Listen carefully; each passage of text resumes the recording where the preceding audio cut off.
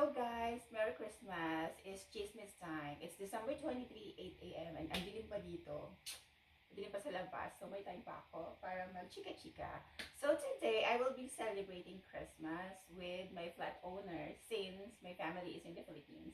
And nagpack ko ng mga gifts. Simple gifts lang. Of course, the first one. This is, hindi ko na siya bubuksan. This is a red scarf from Ralph Lauren. Scarf lang naman siya na red. Ano lang kasi siya, di ba? Glitter na dito. So, magagamit ko to for sure.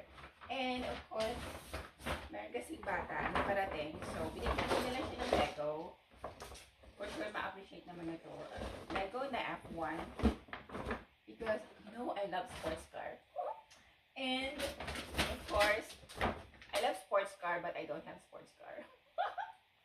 And, of course, underwear. Ganda ng packaging, no? Ganda ng packaging nila dito. Sa Alcorte ko siya binili. Kasi ayaw ko na mag-isip ng kung ano-ano. And of course, for the curls, I have a lot of curls. Hindi ko naman sila friends. So, kahit ano na lang. Well, I have some friends. Look, I like this one. This is lingerie from Tesine. Super cute, right? I actually wanted to buy for myself also. Maybe next week na lang kasi wala na akong time. So, this one. And another one. Pero ibang design naman to. Look. Para sa walang boobs, may foam.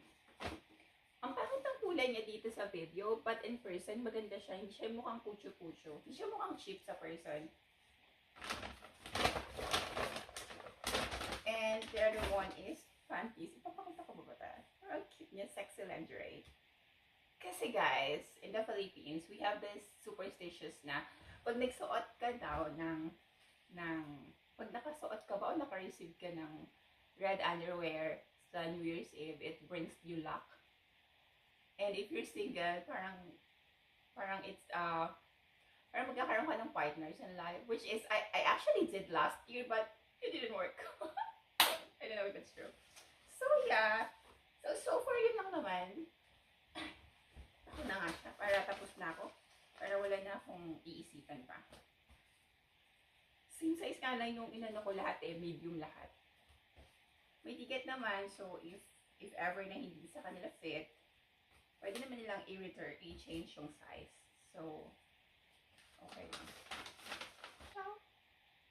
Guys, thank you for watching. Adios!